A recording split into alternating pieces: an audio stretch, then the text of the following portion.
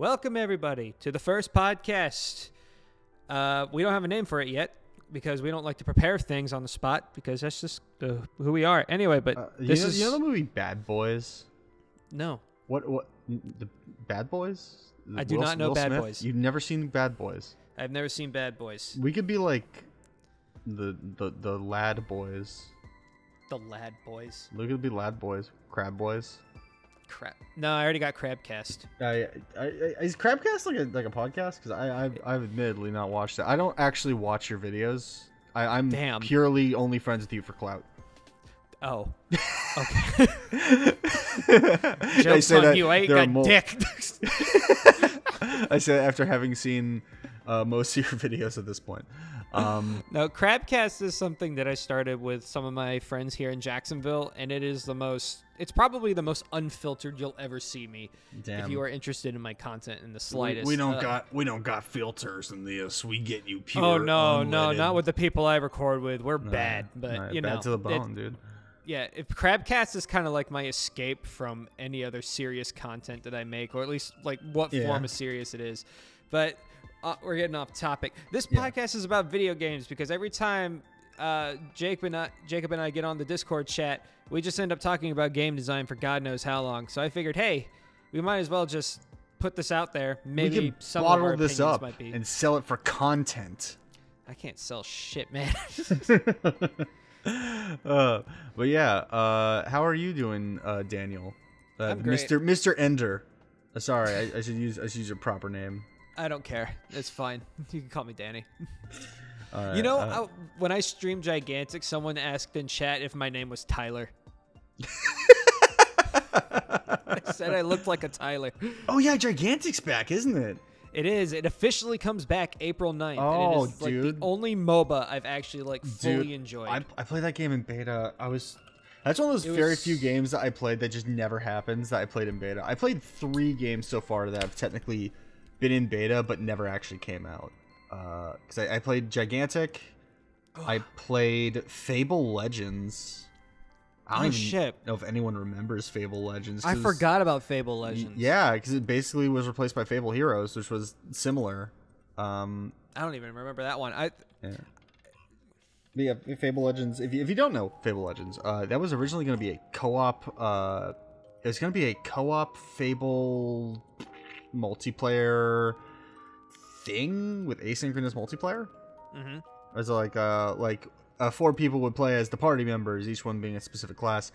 Right, it was like a dungeon master type of thing. Yeah, and then the enemy was dungeon master, and they would get to use their tablet because we were promoting Xbox Smart Glass, the coolest feature. Oh my god, that just unlocked a fucking memory. I used to use that shit when I played Halo Reach. I used it. Holy shit! I actually did use it for like 1 game. I think I used it to dick around in Watch Dogs.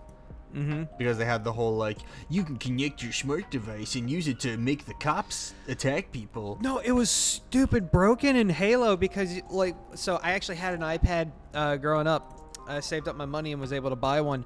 And what it would do is it would show you, like, the map layout and, like, where all the weapons spawned. And it would keep track of your position as you played. So you could, like... Oh, that's really good. Yeah, you could just monitor where all the power weapons were at. And, like, it gave you time limits. It showed you where vehicles are. Oh, that's really if good. if you had it, it was fucking broken. Like... The only thing it didn't do is show you enemy positioning, which, honestly, like, if that was the case, there would be... No, that'd be absurd. That was unnecessary. That would be so shit. absurd. Yeah. All right. So it was really helpful when like new maps came out because I'd already had the layout and knew where everything was. Yeah. So that I played Gigantic. I played Fable Legends, and then the last one I played was Hyenas. Remember Hyenas? I don't remember Hyenas. Exactly. Oh. That was canceled last year. I was in the beta for like a year or so. I was in the alpha in the beta. It was an extraction shooter made by the guys who made Alien Isolation. Mm-hmm. And it was one of the most obnoxious games I've ever played. It was going for this punk aesthetic, but like it felt very insincere. They had some decent ideas. Like it had this anti-grav feature that was like what if Lawbreakers was good? Yeah. Because I don't know if you remember Lawbreakers. I know most people like to forget it. But yeah. It sounds familiar. That was Cliffy B's game with Boss Key Studios, the group that would eventually go on to make Radical Heights, the most short-lived battle royale since, what was it called? There's one that had a sequel that, like, the sequel died and he just went back to making the first one again. What was it? It's so nothing that I don't even remember. Damn. All right, but enough of the bullshit. Let's get to the bottom line. I've got my conversation beer. I believe D3 Entertainment once said that Sonic the Hedgehog is one of the most attractive characters in video gaming. Right before talking about the top 10 hottest Sonic female characters. I don't know if you've seen that video. I have, but I've only seen like the edited and it goes down to the breakdown of the females. But why does he think he's the most attractive? Because he's fast, he's blue, and he knows how to handle the females. By running away from them. That's literally all he fucking does. That video is a work of art. I love that video so much. I hate it, and I hate everything it stands for. Oh, I love it. It is the perfect encapsulation of Sonic cringe. It's perfect. This is coming from me, the king of cringe. Yo, no, you are nowhere near the king of cringe. I'm pretty cringy. I don't know. No, we could all be kind of cringy, but compared to the entirety of the Sonic fandom, you are pretty tame. I mean, yeah, but like, Sonic fandom is like a wide range. You got to get people like Tyson Hess, who were so deep in the trenches they ended up working for Sega and saving the Sonic movie, or Jesus. You get D3 Entertainment, who makes works of art that scare everyone away because people aren't real enough for it.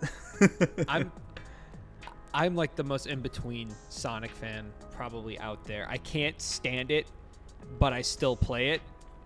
And I have to get, like, as cringe as the fandom is, I have to give them props because, god damn it, they are the most passionate motherfuckers out there with all the demos they make using the likeness, all the fan projects.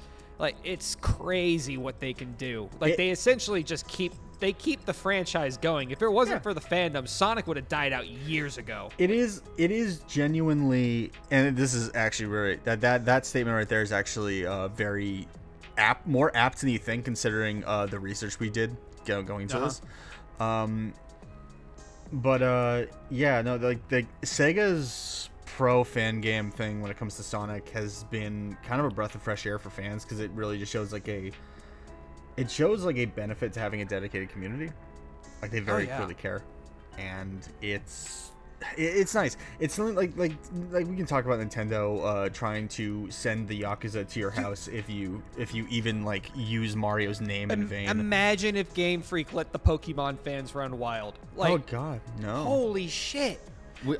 Pal World would be the least of their worries. Oh, like, yeah. Holy shit. We already had like amazing like the Pokemon Fusion game, and then like Pokemon Uranium version that were like instantly taken down, but still they were true to the source material, and they were fucking great. We had Anime Girl Pokemon. Oh, that was not. Yeah, no, I don't like that one. We have weird fan translated Pokemon. There's Pokemon's one of those weird things. Like, it's not something I'm into, but I can understand the appeal. But also Poke MMO. That shit's awesome. Right, I forgot that was a thing. I completely forgot. Hey, you want me to like expose my balls as like a fake Pokemon fan? Sure. My favorite Pokemon game is Gale of Darkness on the GameCube. Isn't that the super rare one? I think Coliseum might be the rare one, but I'm not sure. It's the one with like the shadow-looking Pokemon. Yeah, Shadow Lugia. Yeah, that's the one that's like really hard to find and also like stupid expensive. My cousin has that GameCube, and I was so tempted for years. I tried to convince him to let me buy it from them. I was offering like $100. They wouldn't sell it to me. And I think they just threw it away at one point, and I'm so upset about that. That's such a waste. But I mean, like, look, it doesn't matter. It doesn't matter. I guess, at this point. But still, it only keeps me up at night. It's fine. I have like a soft spot for like retro game consoles, especially like special edition ones. Like, holy fuck. Oh no, yeah. I've never owned like one of the special consoles. I knew someone who had like the Pokemon N64 with like the Pikachu foot being the on and off switch. That's so sick. But yeah, Sonic X Shadow Generations. Right, the main inspiration for this, because it is such a weird case to me, because I truly don't know if it's going to be bad or not. So this is a weird topic for me, because I heard about this and I was initially like, who cares? Because I have a hot take. I don't like Sonic Generations. Really? Yeah, a lot of people thought it was a return to form as just a celebration. No, it's not a return to form. What it is Sega playing it safe. It is the safest it's been. Like, I think the only game safer than Sonic Generations is Sonic Superstars. Like, Superstars feels like new Super Mario Brothers. Like, Superstars. Like it feels like the old like Wii and DS New Super Mario Brothers games, which are good, but kind of basic. Like, they're just kind of doing the same thing again. Right. And especially after doing Sonic Mania, which was, let's go back to form, but do some cool shit with it. Sonic Mania is by far my favorite Sonic game of all time. Like, it's so good. Like, let me break kayfabe for a second, because I acknowledge that Sonic Adventure and Sonic Adventure 2 and a lot of 3D games are kind of jank. Oh, they're beyond jank. They're pretty almost impossible to control. Having finished, well, I don't want to go that far, but that almost Sonic Mania is just good. It's just really good. It is. I have it on my Switch, and it's still probably my favorite game I have on my Switch right now. Like, it's excellent. I go back and play that a lot. The DLC that they put out for it would make it that much better, but it honestly did. I love Mania mode. I was so Mania mode excited. is so fucking fun. I was so excited that Mighty and Ray were back. I'm like, yo, Mighty and Ray from the arcade game no one cares about. I didn't play them in the arcade game. I never actually played the arcade game. It was a Japanese exclusive. Let's go ahead and break down your top 5. What would you say your top 5 games are? Top 5 games of all time, or top 5 Sonic games? Top 5 games of Sonic, the topic. We're going to try and stay as much on topic as we can. I know we've been kind of skewing off in the beginning, but it's honestly a good warm-up, so... Gosh, tough. You want me to go first, then? Yeah, you go first. You go first while I think about it, yeah. All right, number 5's probably Sonic Unleashed for me. You know, I'm going to be a big poser. I never actually finished Sonic Unleashed. I don't blame you, because it is honestly a pain in the ass to get through. And it's not, like, and the reason why it's at the bottom is because it's not, the Werehog sucks. It sucks so hard. It's a cool idea, and honestly, I thought it looked cool, especially for that opening cinematic, had no reason to look that fucking good. It does Holy look sick. shit. It does look kind of sick, though. Like, that's like almost Blizzard levels of quality. No, it is Blizzard levels of quality. I believe it's this. Yeah. I believe that Blur Studios are the same. I believe that's Blur Studios who made the intro. Let me look that up, actually. It's so good. Sonic it looks incredible. Unleashed. Like, it was so ahead of its time. Intro Studio. I believe that's Blur Studios, who, if I'm right, yeah, it was Blur Studios. I believe they also made all the cutscenes for Halo 2 Remastered. Those were also really good. Which are gorgeous. Yeah. Let me see if I can find their... Apparently they also did work on the second Sonic movie.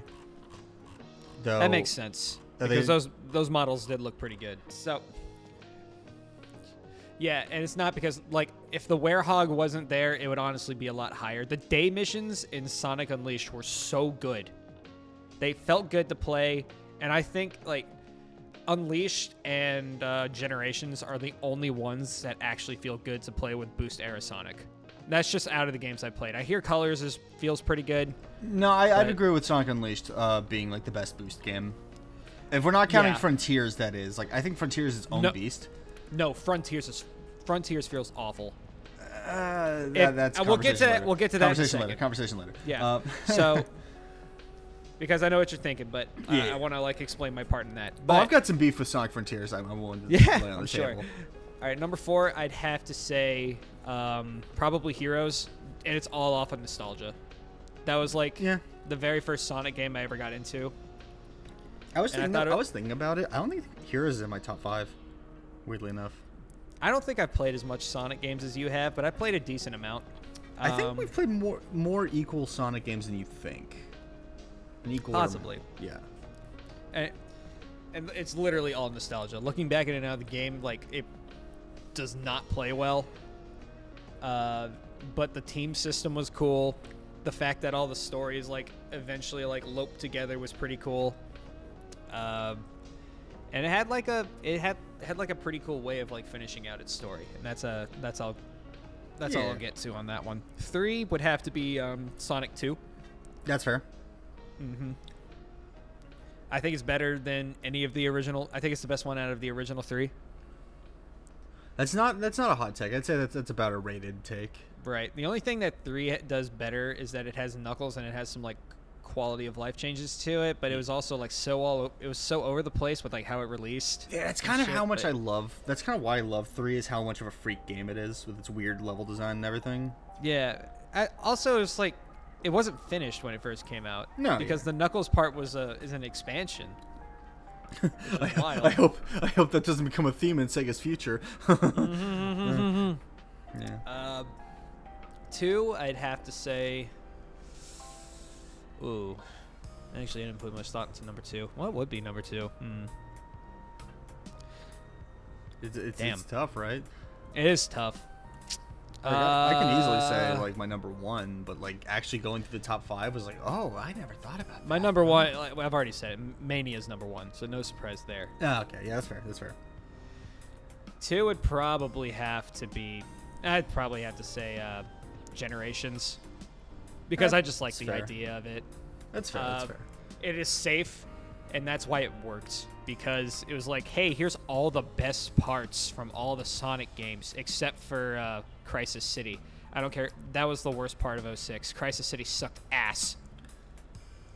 Crisis City was a cool idea that felt bad to play. It looked cool, and the story behind it's cool, but it was probably the best looking level, like concept-wise, out of 06, but the level itself was just fucking terrible. Sonic 06 has been the subject of recent like Twitter discourse amongst the Sonic Twitter, because there are people who love 06 because it's conceptually really cool, and people who hate 06 because it actually sucks ass. 06 had a lot of good ideas, but it was just terribly made. It had cool concepts. Conceptually, it was neat. But yeah, it didn't have much going for it other than that. But yeah, you said number 2 was Sonic Generations, number 1 Sonic Mania? Yep. Do you have any more thoughts on Sonic Mania before we move on to my top 5? Because I think I have. I really wish Sonic Mania is just proof that the fans keep it keeps the franchise alive. Well said. Well said. And also the music. Oh, fucking it's so goddamn good. It's so good. The casino levels are my favorite. I have that soundtrack on vinyl. Or like the Western excellent. Ones. Oh, you do? Yeah, that is one of my 2 Sonic vinyls I own. Is Sonic Mania. Fucking cool. Yeah, you're gonna have to send me a picture of that one later. Does it have like a special color? I believe that one is. I don't know if I got the special color one. I remember I wanted to, but they were sold out. I think when they restocked, it was only in black. Damn. Well. I might have the blue ones actually. I might have the blue one. They're packed up right now because I've been moving recently, which is half the reason we're not using video cameras for this one. Yeah, and I'm also not at my original setup, and it's why my audio sounds so bad, because I'm in the middle of a giant-ass living room of a newly renovated house. You say that, but I think you sound really crisp. But Thank I guess we'll see how Audacity picks it up, because maybe it's Discord just filtering really well. But we'll see. Yeah. But yeah, now it's my turn. Now you get to listen to my unfiltered opinions. Number 5 is actually the toughest one for me, because I think I'm going to cheat. I think I'm going to cheat, and I'm going to say it's a tie between Sonic Riders and Shadow the Hedgehog. Oh my god, I forgot about Riders. Riders was so good. Dude, Zero Gravity sucked, though. Yeah, well, please don't talk about that. There was one Sonic Riders game. But yeah, Sonic Riders 1 is... Are you gonna bastardize the one that came out for the Kinect? What are you talking about? That game was fucking gold. Sonic Free Riders, you mean? It was terrible. Yeah, no, this is garbage. You don't talk about them. No, Sonic Riders 1 is a little all over the place. Like, it's kind of busted in a lot of areas, and it doesn't feel like a normal racing game. But the game has insane tech, though. Dude, the game has insane tech. The Sonic Riders tech, I'm not gonna lie, it's pretty cool. It is one of those things where it's like, oh, this game kind of sucks ass, and then you get into it, and you're like, oh. No, this is the best. It sucks until you learn how it works. Yeah. If you actually learn how Riders functions, it's actually one of the cleanest racing games out there. It is closer to F-Zero than it is to Mario Kart, in the best way. It's not gonna hold your hand. It's gonna throw you to the wolves, and you better know how to fight wolves. Oh yeah. tied with it, and this is for weird reasons. Shadow the Hedgehog, which I'm just gonna open by saying Shadow the Hedgehog is a bad game. Oh, it is. But I played the shit out of that game, dude. When I was a kid. Friggin' I Am All of Me permanently seared into my brain. I will forget my brother and sister's faces before I forget the words to I Am All of Me. Oh, it's like it is so good. That intro, as I said earlier, I have a virus and threat protection. That intro is great when Shadow cocks that gun that shouldn't be cocked. Yeah. He pumps the MP5. He pumps it. I thought it was like a stockless AK. That's what it looked like. My headcanon is that he didn't know how it worked and accidentally broke it, and now he's just holding it together in hopes that no one notices.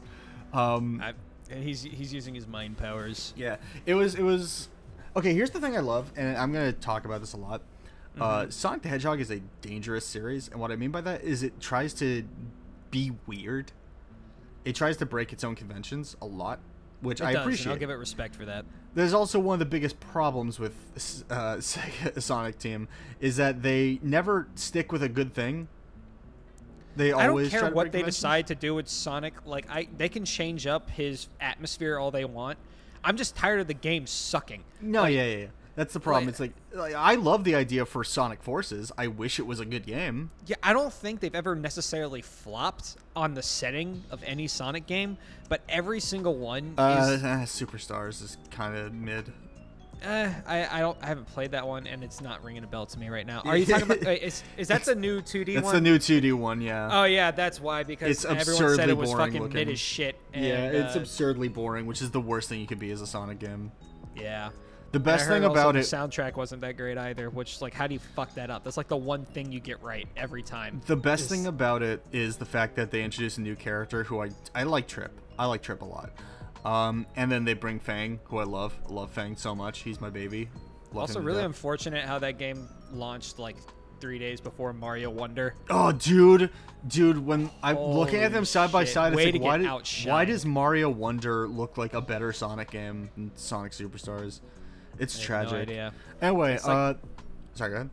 No, you go for it. I'm gonna cut you off a mouth. Sonic.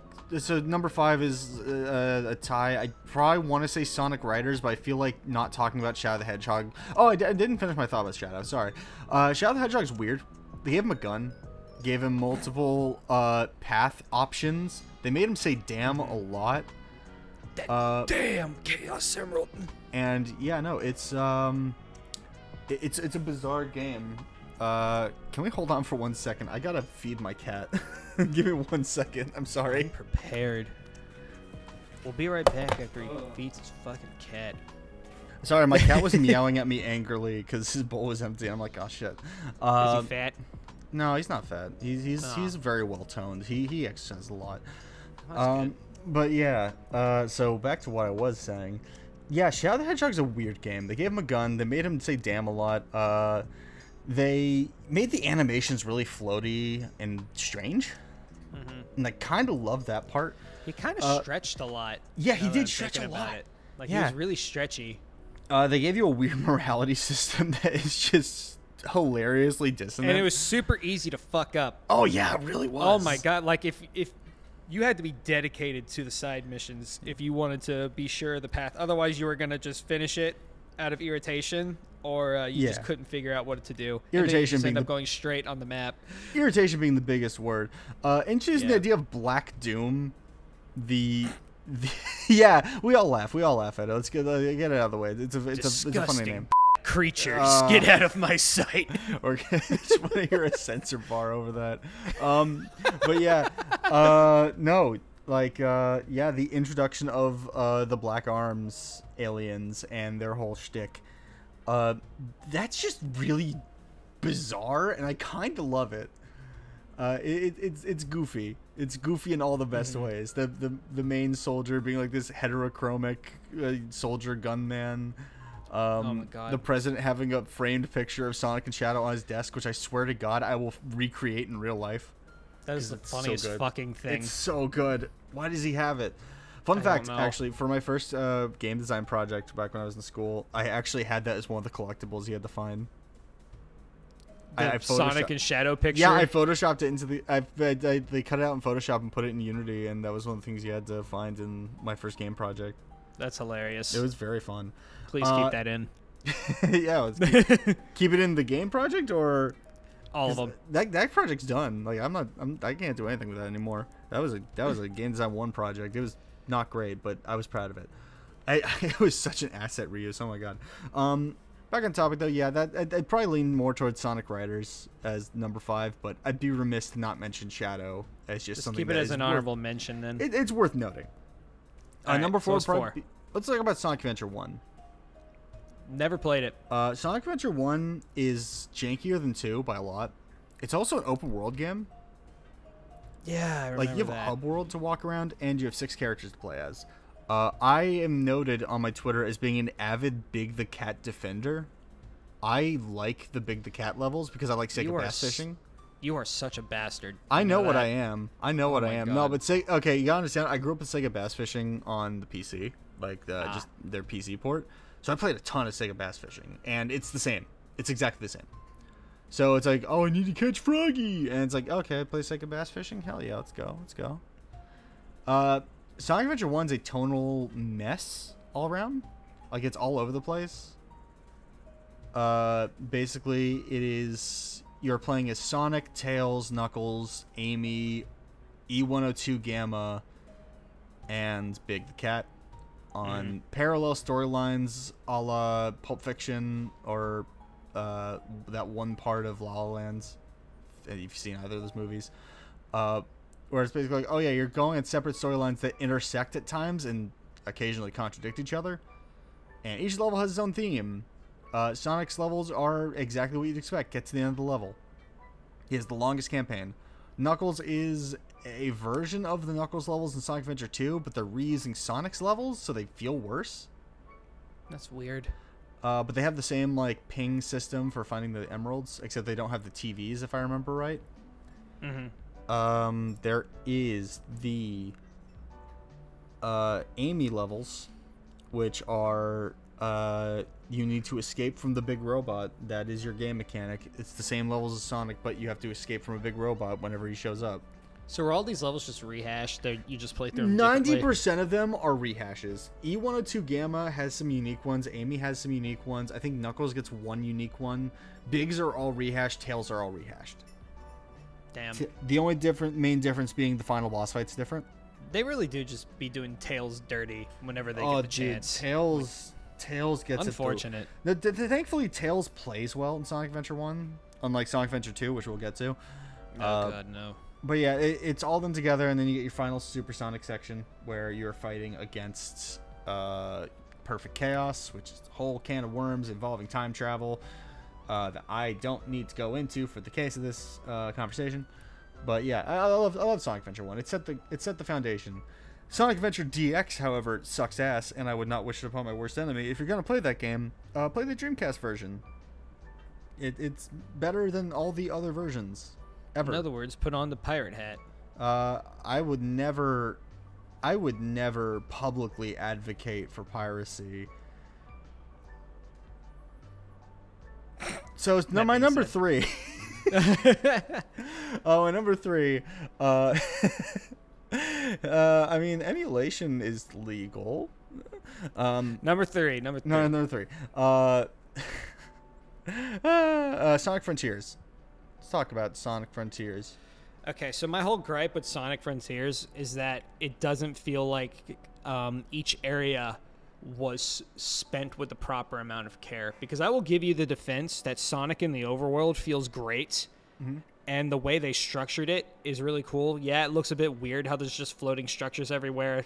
Yeah. But if you think of Sonic and how he moves, and the best way, like the most fun way to play him is to try and just make him do all this cool shit. And there's no way you can make the map look natural and have him be as fun to play at the same time. Yeah. It's near impossible. So the fact that they just went full force, fuck it, we're just going to have floating rails everywhere and random bounce pads, fine. That is completely okay because it works well and it actually is really fun. And the whole concept of, like, his combat feels good. It's simple, but it's snappy because of how fast he is. However, then when you get to the cyberspace levels, the game becomes an absolute chore to play. So it feels like you're constantly like there's like a hook on your back, and at certain moments when you're trying to chain together certain movement options, especially in the 2D parts, it feels like someone's just instantly yanking you and stopping you right in your tracks. So the 2D it parts feels fucking terrible. The 2D parts, I actually fully agree. I think the 2D parts in a lot of the 3D Sonic games are kind of miserable because they're trying to be something they aren't. Like that's why Sonic Mania Generations works. What Generations and Unleashed did right about the 2D sections with Boost Era Sonic is that they didn't stop his momentum. He kept his speed. Yeah. It feels like you're constantly being yanked back in It does. I'll fully admit to that. And thankfully, and it also like some of the moves don't chain together like they should. Like you have to input like trying to do an air dash is like the most 50-50 shit ever. It can be a little because sometimes it works and sometimes it doesn't, and it fucks up my times. And I'm trying to get the S rank on each one because I'm a completionist until I get pissed off. It's fair. Frontiers is the weirdest Sonic game I think they've made in the last 10 years. Right. As it is not a normal Boost Era game. It has its weird, except for like the legacy levels that we've talked about before. The game is like this weird. I don't want to say Breath of the Wild because it's kind of become such a blanket term, but that's kind of the closest thing it is. It is Sonic Breath of the Wild, and I'm pissed off that the developers actually got offended at that because it's almost shameless on how close it is environmentally to Breath of the Wild. The only thing that is different is that it's a lot more moody because Breath of the Wild was pretty bright in a majority of its scenarios. It got dark when it needed to, but that's like when you were in like infected temples and shit.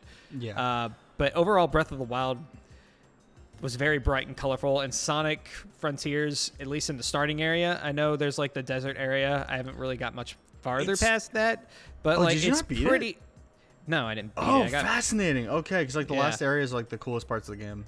I'm sure it is. And the only problem is you have to get past the worst part of the game, which is the pinball section, which I'll talk about. But it's pretty moody. But yeah. It's open world, big grassy fields, ancient architecture. There's weird temples and shit. It's Breath of the Wild. You just put your stupid hedgehog in it. Like, I mean, you're not wrong. You're not wrong. Just embrace it. Like, there's tons of people that get inspired by games all the time. That's how we That's how we continue to get good video games. There's nothing wrong that you took inspiration from something. Yeah, I think it's very silly to try to deny inspiration when your character is literally a 2D platformer right after Super Mario Brothers. It's okay. We all know you made little blue furry Goku. We did. Yeah. Also, Dragon Ball exists. Rest in peace, Akira Toriyama. You were the R.I.P. GOAT. But yeah, it is such a bizarre game in its setup and gameplay department. Like making it like a kind of a character action game. It's such a strange process, even if most of the moves barely work. Like, I like that combat, but some of it does feel like mega jank. Especially when you're trying to climb up, like when you're trying to run up the bosses. They're constantly moving around, and Sonic's trying to like magnetically stick to it, but it also doesn't know if he's falling or not. It's fucking terrible. The ones that really get to me are the moves where it's like dodge and press this button at the same time, and sometimes it just doesn't work. Or you overpress it, and it just dodges out of your attack. Stuff like that is annoying, especially in the DLC, which I'm going to try not to talk too long about the DLC, but boy, I got some gripes with it. I'm sure. But yeah, all that together, it's very bizarre. I actually really like the boost levels a little bit, mainly because of what I realized they were doing. Like, at first, like, yeah, these are short and sweet and to the point.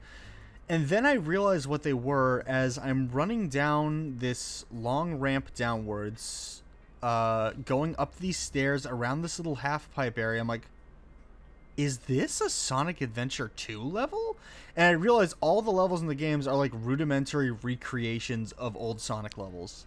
And I was really excited. It's nostalgia bait, but it's working because I have nostalgia for it.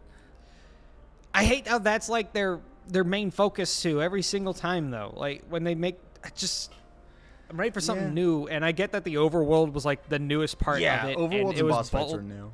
And it was bold approach, but like just go through and through with it. Is all I'm saying. Yeah, no, I get you. They were going back to what they know for like the big meat of it, but like the stuff that was new, I actually really did like, even if it was a little jank, and if the pinball section is one of the worst things I've ever had to do in a video game. The pinball section sucks, by the way. It is the worst. It's so bad. The less I talk about it, the better. Is it like the overworld that's a pinball machine? No, there is a required, like, this is a main quest line mini game in which you have to play pinball, except it feels bad, and you need to get 70 billion points, and you only have 3 lives to do it, and the pinball machine is built bad, and it controls badly. Like, remember how Sonic Spinball controlled? Yeah. Worse. Oh, God. In Sonic Adventure 1, there was a pinball minigame. It was kind of all over the place in quality. Like, it was kind of jank, but, like, you can tell there's a lot of work to put into it. This is a basic-ass pinball game, and it feels like shit. Oh, God. It's garbage to play. It does sound bad.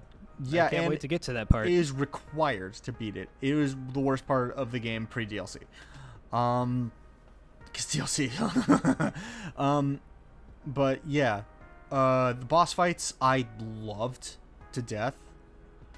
I think it's specifically just because the soundtrack for the boss fights. I'm just here to hear Undefeatable. Dude, fucking banger. I work out to that song. Did you beat the desert level yet? No. Okay. Get to the beat the desert boss, because that might be my favorite song of the game. Break Through It All is so sick. I'll have to listen to that. Yeah, if you don't want to, just like find them on Spotify. They're on there. Yeah. Like Break Through It All and Unbeatable are on my workout playlist. Like, they're just there you go. So hype. They're kind of edgy. Like, putting screamo music in a Sonic game is kind of silly, but it's so good. It fits so well for the fight. I would play that song for people and be like, "Holy shit, what band is this?" I'm like, "Oh, it's this one," but you're not gonna believe where it came from. Like, initially, they're like, "What? Like, this is from the fucking new Sonic game that just came out." Yeah, no, it's like, what so the weird. fuck? I like, love it always threw people for a left hook. It was crazy. Most importantly, and this, I'm gonna try and make this the last thing I talk about, Sonic Frontiers. I would like to talk about the DLC, but I feel like I can basically go like, man, the DLC sucks to play. I wish Knuckles didn't feel like shit to play as. I'm just gonna cover that there. The one thing I really want to talk about, though, that really cements it in my top 5 is the writing. It is written primarily, I believe, by Ian Flynn, who was the writer of the late Archie Sonic comics, who would later return for the IDW Sonic comics. Ian Flynn is not a perfect writer, but he shows why people love the series. People love the characters. Like, all the characters are a blast to hang out with, which is why games like The Death of Sonic the Hedgehog, the visual novel, were very well received, because it was just hanging out with the characters. People like those characters. They're fun. And Ian was really good at pairing up characters that you weren't expecting for comics. So they would just have team-ups you wouldn't expect, and they were really cool. And he shows that he loves the characters in the game. I mean, he makes reference to the IDW comics. He makes reference to just about every single game in the series, like including the Black Arms, including Sonic Adventure 2, including Sonic 06. Like, everything. That is kind of weird. It is very rare where they actually make ties back to past games. And Ian, probably because they don't know where to go with it, because Sonic's lore is just scattered all over the place. It's all over the place, and they've tried to clean it up by being like, oh yeah, the South Islands are where all the Sonic shit happens, and all the human shit is at this point, just make it a multiverse. Like, there's no way around it. Like, oh no, yeah, there's definitely a multiverse thing going on. I mean, for shit, Sonic Prime's all about that. The Netflix TV show that's just okay. Oh yeah, I didn't watch that. It's fine. It's not good. It's just fine. The version of Metal Sonic, version of Metal Sonic really just like grinds my gears a little bit, which is ironic, all things considered. All right, let's get to your top 2, and then we'll talk about Generations. One last thing. Yeah. Acknowledging that the writing has been bad for a long time in the writing of the game is kind of great. There's a scene in Sonic Forces in which Tails is basically like surrounded by robots, like normal jobber-ass robots. And he just cowers in fear, being like, "Oh God, Sonic, help me!" And it's like, this is the kid that disarmed a nuke in Sonic Adventure 1. Like, Tails is not like a coward. Like, why is he like this? And they make reference to that in Sonic Frontiers, being like, that was really stupid of me. I broke down. And Sonic's like, I mean, yeah, but you did all this shit. And he's like, well, then at least I'm terribly inconsistent. And I lost my mind at that. To be like, oh, we're acknowledging that the writing's been bad. Okay. And we're having actual character moments about that. Status quo things change in Sonic Frontiers. Like, just being like, Tails being like, yeah, I kind of need to just go my own way for a little while, kind of figure myself out by the end of it is really nice. It's cool. Also, I like Sage. Sage is a good character. And anyway, that's the last of what I'm going to talk about. All right. 2 and 1. Number 2, Sonic Mania. I think we talked enough about that. Yep. It's just great. It's just stellar. It's fantastic. And number one, Sonic Adventure 2. You poor man. Love those Sonic rose Adventure 2. tinted goggles are stapled to your temples, man, and they are never coming off. Sonic Adventure 2 is the swan song of Sonic, quite literally. When it came out, Sega was my cat is sniffing my microphone. When Sonic Adventure 2 came out, didn't hear it. When Sonic Adventure 2 came out, it was literally as Sega was dying. The Dreamcast was not making the money it needed. And this might be the last Sonic game they ever get to make. Sonic Adventure 2 might be the last Sonic game ever. Which is why, spoilers for a 20-year-old game, Sonic Adventure 2 ends with Shadow dying, and on this really sad and somber note. It's because that was it. They didn't know what the future of Sega was. The character that rivaled Mario for a long time, a lot of people don't recognize that Sonic actually was selling more than Mario at one point in history. Yeah, 2D Sonic was a force to be reckoned with. 93 was a crazy year. Oh, yeah. But that, like, all of that sort of just going away, the Sonic craze, the Macy's Day Parade, that character just dying, that might have been it. So Sonic Adventure 2 was their farewell letter. And they combined the weirdest, strangest, all over the place ideas and made this strange game that is not perfect. Like, I say it is a top 5 game, and I stand by that. I love that game to death. Or sorry, top 10 game, not top 5 game. That's a top 10 game for me, and I stand by that because I would rather a game that controls a little jank but is doing cool things than a game that is perfectly controlled and does nothing to speak about other than that. And what Sonic Adventure 2 does, like, its actual level design, its music, the characters, the story, which is batshit. Yeah. The only story that I think is more batshit than it is Shadow. The Sonic Adventure 2 goes off the rails in a lot of ways, and in the ways that make it memorable. And if we're not just talking about that, like, the Chow Garden is such a cool side thing to do. It's so much fun. I kind of wish they would just make it its own standalone game. I really would. Yeah, dude, a gacha Chow Garden game would probably just drain me of money. Like, just on the phone. Oh, God. No, don't give them that idea. I'm talking about, like a Viva Pinata type thing. Like, yeah. I mean, that's what I prefer. But, like, if they were to make it, like, a free-to-play game where it's like, oh, you can buy cosmetics if you want. No, like, don't do that.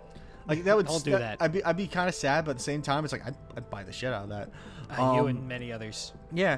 Chow Garden was awesome. The going back to levels and doing the extra objectives was great. It's legitimately, like, Shadow kind of sacrificing himself at the end was legitimately really heartbreaking for me as a kid. And it's cheesy. I just beat the game again, like, today before we got here, just to make sure I was able to, back my stuff up. Right. But, like, it's still got these moments that, like, really hit me. And it's cheesy, it's goofy, but at the same time, I can really kind of feel where the developers were at. Where it was just like, yeah, this is our last chance. Damn. We've got to leave our mark. All right, well, it's time for some character develop from yours truly. Yeah. I actually did not know that about Sonic Adventure 2's history. And hearing that, it actually did kind of shift my perspective a bit on the game and actually did put some more respect on it for me.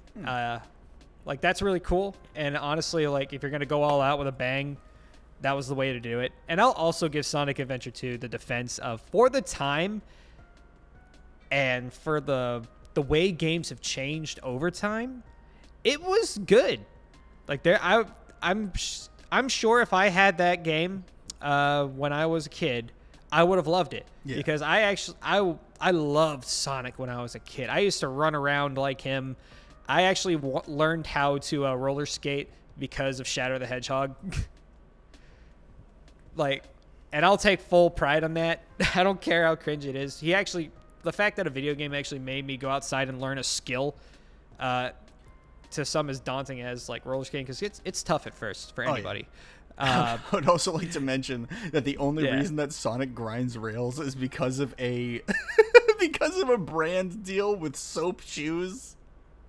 But it was cool. A shoe brand that lets you grind rails in real life. That's so silly. So what if I told you? Told you that all that stuff about the swan song of Sonic? What if I told you I just made that all up right now? Did you? You're about to make me but like for a second, I was about to get really pissed at you. I'm like, you motherfucker. Dude, that whole time when you were like doing like that, the time for my character development, I'm like, oh, dude, I could really ruin his day. Don't you? No, that is all real. That is all real. Okay. That is all real. But finishing my thought on that. Yeah. So that is actually a pretty cool bit of knowledge about the game. And for the time, I will give you, like, I see the reason why people are nostalgic for it. The music banging. The Sonic levels and Shadow levels are, they're jank, but they are the best levels in that game. They are still fun. Undeniable. The Knuckles levels I'm indifferent about. Those pyramid levels can go to hell, though. Oh, hell yeah. Fuck that. The Tails and Eggman levels, we don't want to talk about those. Listen, they're all bad. You can just remove those levels from the game. Yeah, if you remove those, honestly, that's the remaster. You can remove Tails. You can keep the Tails and Eggman fights against each other. You can get rid of everything else. It's fine. Yeah. Actually, okay, weirdly enough, having played through it again, I actually like the Eggman levels a lot more than the Tails levels. That's not saying much. Like, the Eggman levels feel like they are thematically appropriate, whereas the Tails levels feel like filler. They probably got to those second. Maybe. So after the tragedy of Tails, like maybe Eggman was like a bit of a refinement. They found Tails on that bench and said, "Oh no, you gotta get him out." Don't you dare bring that up! Don't you fucking dare! That is not why we're here. Oh, censoring that. But no, yeah. It's weird. So it's weird when you play the Dark Story, because the Dark Story is supposed to be the hard mode. Right. Like, straight up. Like, the Sonic levels are a lot more simple, and the Dark levels are like, what if this Eggman level is like a Tails level, but it's all dark and only lights up when you shoot something? And then you got the Shadow levels that have, like, the weird springs that you have to hit multiple times to go up, like Sky Railway, which is my favorite level in the entire game. And then you have all the Rouge stuff, which is a choice. Today's... The Rouge pyramid levels are way better, but every other Rouge level is just worse than the Knuckles equivalent. Yeah, I will say I do have a playlist on. I have a joke. I know playlist. You do. Oh, I know you. I've told you my songs to have sex too playlist, which is just 69 plays of Aquatic Mime. You're fucking terrible, man. Like, look, imagine, babe, that was pretty cool. What's the next song in your playlist? You're not gonna believe this. Boing, boing, boing, boing, boing, boing, boing. Everybody flow with me. It's Knuckles. We're an Aquatic Mine. Jesus Christ. It's the best. It's that song is so sick. The hip hop tracks in there are really good though. They really are. Oh yeah, no, the music is great. Like, everyone talks about, like, Cityscape, Live and Learn. Those are great, but the Knuckles tracks are all fire. Oh, the Knuckles tracks are great. All of them are good. Like, no complaints here. That's my other Sonic vinyl. I have the Sonic Adventure 2 soundtrack, which cost me a lot of money. You overpaid that. You overpaid for that. I don't think I did. That was one of my holy grail vinyls. Like, that was one of the ones I'm like, if I find this, I'm buying it immediately. You probably could have waited for 8-bit to restock, and you probably would have got it for about $100. Maybe. No afterthought, just maybe. Yeah. The last Holy Grail vinyl I have left is Metal Gear Rising. If I can find that vinyl, that's just perfect. I have all my Holy Grails. Well, best of luck to you. But despite all the respect I have for Sonic Adventure 2, I can't deny its faults. Like, it is. Oh no, yeah. Like, look, it did not age well, and there's a lot of games I've played that did not age well. Assassin's Creed 1 being being one of them. That game I need to feels finish like Assassin's dog shit. Creed 1. I actually really like Assassin's Creed 1. I like it too, and that's another game I played a shit ton of when I was younger. But like going back to it, even actually just playing any Assassin's Creed game these days just feels jank. It doesn't matter which one. Dude, I think 4 feels really good still. 4 feels okay. 3, despite all my problems with it, actually does have really good combat. Unity feels okay. 3 is okay. Unity, I just hated the way combat felt in that game. It feels awful. I think Revelations is the best one. But this is a podcast I've about never Sonic. heard someone else who said that. Because I love Revelations. Revelations is fucking great, but we'll probably get to that in a different podcast. That'll be episode 2. Yeah, why Assassin's Creed is the best game series ever. It's fucking terrible. But yeah. That would actually be a very interesting topic to delve into because I actually have a lot of knowledge of Assassin's Creed. But I have a long-running joke with my friends that I'll just like go up to them at like a party if I'm drunk, and I'll be like, "Hey, do you know I played every Assassin's Creed, even the mobile ones?" Oh, you poor man. And the joke is I haven't, but still, I did play the iPhone Altair's Journey Assassin's Creed, the 2D 3D platformer that's terrible. But yeah, back to what we were talking about before. I believe the point was Sonic X Shadow Generations. Right, and this is going to be our last topic. Yeah. So now that we've gotten all of the our viewpoints on Sonic, our opinions on its design and where it's been at, and I can see your reasoning on why Sonic Generations isn't as good as it should be, or at least in your viewpoints. I get it. It's very safe, and the fact that they needed to rehash their shit again to get some form of respect out of the community, that's kind of shitty because it just shows that they're not confident in like branching out, at least at that time. Now obviously with Frontiers, they're starting to get their guns back, and I believe Frontiers is going to Sonic is weird and stupid. Yeah. I think with Frontiers, especially after the atrocity that was Forces, they're starting to be more confident in themselves again, which is good because I think the next game might actually be decent. Oh, dude. Okay, so Sonic X Shadow Generations. I've talked about I don't like Sonic Generations all that much. Yeah. I am very, very interested in playing Sonic X Shadow Generations because I am too. The first thing you showed me when you show that trailer, other than the fact that it's Sonic Generations remake, is the BioLizard from Sonic Adventure 2. Is there a new trailer out boss? for it? No, the trailer for... Did you not see the trailer for Sonic X Shadow? I saw it, but is there a new one? Because I don't remember seeing the BioLizard. No, the BioLizard's like one of the first things you see. Like they showed off the final core, which is like the last Shadow level in Sonic Adventure 2. They show Black Doom. Yeah. Which I'm like, what do you mean Black Doom shows up again? I thought we wouldn't talk about this again. Mm-hmm. Like, it doesn't look like it's going to be like, oh, we're going to go through all your best adventures. Shadow looks like he's going through a freaking nightmare. He does. And it's like, it shows him, like, punching the BioLizard, and I'm like, yo, we're being weird. We're talking about the cringe. Let's talk about the cringe. Like, that's what I want. I want Sonic to be weird again. I am afraid... so I want to start off with some of my fear points. Yeah, okay. So... I'm afraid it's just going to be Sonic Generations tacked on with about 2 hours of Shadow content. That is kind of what I think it's going to be. And the worst part about it is they're probably going to sell it for $60 to $70. And the worst part is I'd probably pay for $60. I wouldn't pay $70. I have standards. But I'd probably pay the $60. I would probably pay the $60 as well, but it'd have to be on a good week. But I can't say it doesn't pique my interest. I also don't know like where they're gonna go with it. Like, every time Shadow is brought up, I can never tell if he's good or bad. What do you mean? Like, do you mean like is he a hero or a villain, or do you mean is he a good character or a bad character? Both. Okay.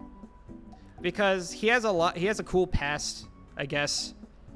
The reason why he was brought in was cool, like. And all the lore you got with the Shadow the Hedgehog game made him way more interesting. But ever since Shadow the Hedgehog passed, I felt like they never knew what to do with him. They either like brought him back because like, ooh, look at Shadow, or they put him in because like, oh well, we got to have Shadow in there. But they never know what to do. Like in 06, it felt like he was just kind of there. Yeah. In Generations, he felt like he was just kind of there, and he was only there to reference, oh, remember the fight in Adventure 2? Yeah, you love that shit, don't you? You little bitch, give us money. But, he was supposed to die. Like he was dead in Sonic Adventure 2. They never confirmed.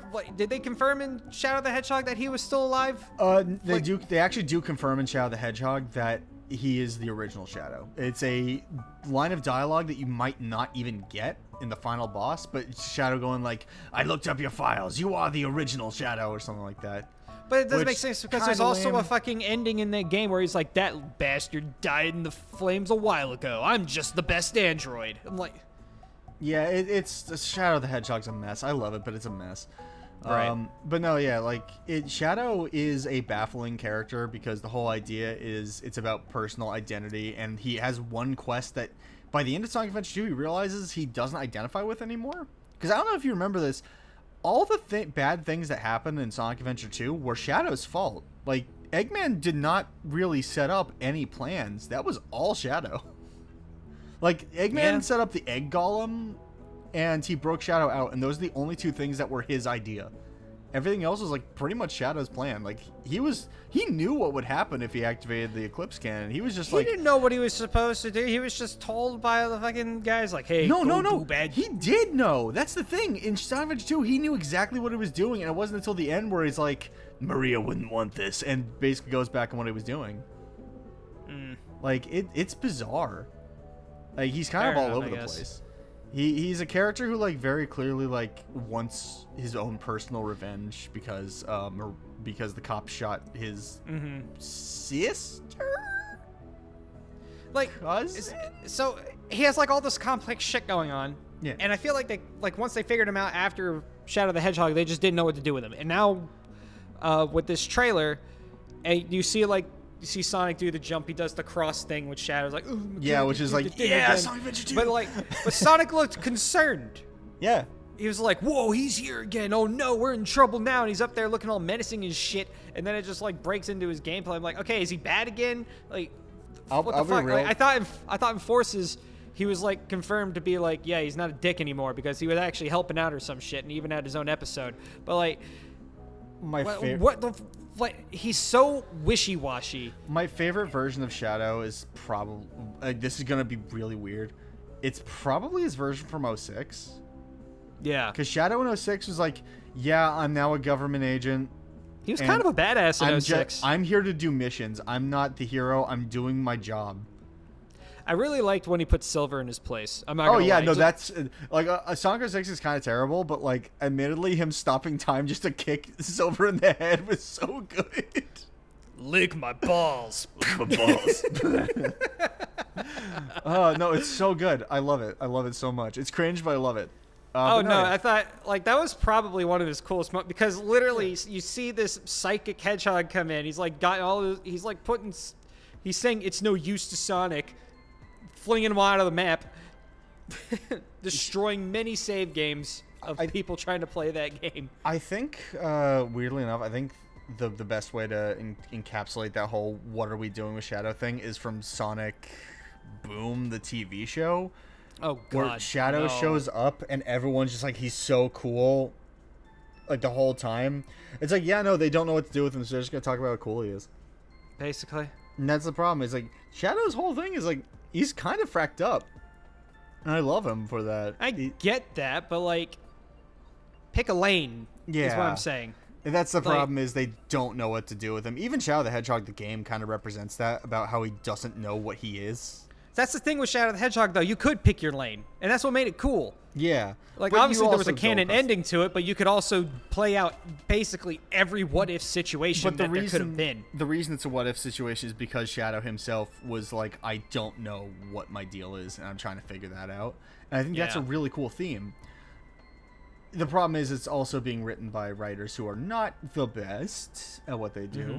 But as a character, he's super endearing. I mean, his design's great. David S. Humphrey does a great job in Sonic Adventure 2, Shadow the Hedgehog, and Sonic Heroes. The voice acting is stilted, but I think his voice is legitimately the best Shadow's ever sounded. His voice was the best in Shadow the Hedgehog. Which I'm glad I can mention this now. David S. Humphrey recently changed his profile picture and tweeted about it, which is a picture of him, a picture of Shadow the Hedgehog in the background, and a blurry script that he's apparently reading from, which tells me either he's going to show up in Sonic X Shadow Generations in some form, or he's going to be in the third movie. Wait, is he coming? So, like, the good voice actor's coming back? For something. Please, just let him voice in Sonic X Shadow. Just let him. Or the third movie. I'd be cool with him coming back for the third movie. Let him do both. Honestly, just keep him around because he's the only one that's been able to do the voice the best. Some people look. No, I'm not gonna pretend. Like, I respect the voice actor who plays him now, but he's not. He sounds like he's trying to be. He sounds like he's trying to be a really shitty version of Vegeta. Yeah. I'm gonna go ahead, like original Z Vegeta. That's the problem. Is friggin' Sega has mandated that Shadow just be Vegeta. Which is why in the Shadow's IDW, not Vegeta. Which is why in the first half of the IDW comics, Shadow is insufferable to the point where Ian Flynn publicly stated he does not like writing for Shadow anymore because they made him suck. Which is why it was a big deal when Team Dark from Sonic Heroes was recanonized. Because like, oh yeah, they're letting back on the things a little bit, the mandates. So they're actually able to write him like a normal character again. And hey, Shadow in the second half of the IDW comics is kind of sick. He's kind of rad because he's I wish I knew what you were talking about. Yeah, I really did because I've only played the games. I've never done the comics. I've never watched the shows. I've seen like tidbits of spoilers. Sonic X or whatever the fuck that show was on 4Kids, and it was fucking terrible. That show was just ass. Slight spoilers for the Sonic comics, the IDW Sonic comics. I'm never gonna read them. So there's a arc called the Metal Virus Saga. It is their version of The Walking Dead. There is a virus that is covering people in liquid metal and turning them into robots. If you touch one, you're infected and you die. Sonic is infected from the beginning, however, is able to beat it back by essentially his speed is actually like kind of rubbing it off of him, but it's slowly and surely. Of course, that's the reason. It makes sense. Though. But it means that he has to leave sections to be like, I gotta run this off of me. But it's also not. It's losing effectiveness as he keeps doing it. And it's like an actual big deal. It's super good. Shadow finds this out and just immediately gets himself infected and becomes a zombie. And it's so stupid. It was a Sega mandated thing that happened, and it sucks ass. And then later on, when Shadow comes back with Team Dark, which is E102 Omega or E101 Omega, and Rouge the Bat reforming Team Dark for Sonic Heroes. It's a big deal because now he's acting like Shadow from those games again and not this weird asshole. And it's great. And it's like, yeah, no, we like the kind of weird broody asshole who like has kind of a heart of gold at the end of the day more than we like this guy who's like just a shitty Vegeta. Yeah. It's bizarre with freaking Sega. I've said this joke like a million times, but it becomes more prevalent every time. Sega is the worst thing to happen to Sonic because they just keep making mistakes where like the people who actually are like working on Sonic most of the time know what they're doing to an extent, and then Sega is just like, but what if this, and it sucks. The problem with it is that they keep focusing on like what to do with the characters and not what to do with the games, at least like in terms of gameplay. Yeah. I have no idea. It feels like they're more concerned about how the character is rather than how the game plays. Yeah, that's at least I think with Frontiers, we can kind of see them trying to give a shit about how the game plays again. But and it was super successful. Like that game sold really well. Yeah, and I can see why. Apparently, that was also going to be like, if this game didn't work, we were just going to stop making Sonic games. Jesus Christ. And you could kind of feel it. Yeah. Like, the two times Sonic has gotten to its weirdest, were like the two times like, I don't think this game has a future. It's bizarre. So it's definitely a history that Sonic as a character and as a video game is the most wild fucking history ever. It's so bizarre. And I kind of love it. I've grown up with it. I've read all of the Archie comics twice. What gave that away? Oh, I don't know. The autism, maybe. I'll be real. There's a lot of stereotypes with autistic people that are just like kind of rude. The Sonic one's right on the nose, though. Like I gotta fess up to that. Like, that's just how it is with us. That one's just real. Fair enough. All right, let's end it. You didn't really talk about your speculations about. Well, you kind of just built off of mine. But what are your actual like thoughts on the new Sonic X Shadow Generations remake? What are you looking forward to? What are you afraid about it? Stuff like that, and then we'll call it from there. I'm afraid if I look up Sonic X Shadow on the internet, I'm gonna get pictures of them kissing. I mean, that was going to happen regardless, even before this game was announced. Like, that's already set in stone, bud. Who's going to tell him? Funny who's going to fucking tell him? The name is so funny because like that's the first thing everyone said. It's like, dude, this is the worst name you could. It's canon. Dude, there's a search engine optimization, and then there's this search engine de-optimization. Jesus Christ! It's really funny. But no, like the best thing they could do is lean into the whole this is Shadow's nightmare of like his identity. Like talk about like his weird experiences and how he's been kind of all over the place. Okay. So it's a major opportunity to redeem the character. I don't even need a redemption. I just need to address it. Just talk about it. It doesn't need to be like I've been shitty this whole time. Like I just want to represent that because people like me who do care about the history of the character exist. We're there. We're not everyone. Like I'm sure there's gonna be people like I don't care. But I would like to see that exploration. I'd like to have fun with it. Like be weird. Like and from what I've seen with the level design, it looks like they're not just doing the simple boost levels. Like there's definitely some boost stuff there. But like I'm watching the trailer again in the background. It looks like they're kind of leaning into his powers again because he was teleporting around. Yeah, they show some really cool stuff. And I'm like, yeah, go farther into that. I like the weird, like, Doctor Strange style, like, friggin' kaleidoscope world that he's falling through. I think giving Black Doom another chance to be a character again is also a really cool idea. Yeah, if you make, like, Black Doom, like, kind of a point of, like, PTSD for Shadow, I feel like that could be really fun to play with. Like, it doesn't need to be, like, super realistic or, like, super sad, but, like, actually playing with it is like I'm haunting you, Shadow. You didn't kill all those 35 puppies in level 3. Yeah. Just like mess around with it. It'd be a lot of fun, and yeah, that would make it worth it to play just for that. Unlike the DLC for Sonic Generation for Sonic Frontiers, which, I wish they would have just if that's the like. I hope they redo something with the original Sonic part to make it seem like a more full new game rather than reselling the same game with a tacked on bit, or the Shadow bit better feel like an actual extra whole ass game on top of it, because even like the original Sonic Generations first playthrough blind, you could probably get through that entire game in about 4 to 5 hours. Yeah, which to be fair, I finished Sonic Adventure 2 like friggin' I think each of those stories is like maybe 2 hours long. Yeah, but you knew what you were doing. I also played didn't know that game what how many times? I bet as a kid it probably took you about 20 times maybe. I bet, like, as a kid, that probably would have taken you at least a weekend to beat. And honestly, like, back then, like, if I could play a game for a weekend, then that was worth the purchase. Even to this day, actually. If you give me a good game that takes me about 2 to 3 days to beat, good game. Oh, yeah, off topic a little bit. Like, hearing the term, like, 100-hour game just puts me off so much. I kind of just want something I can go through and enjoy.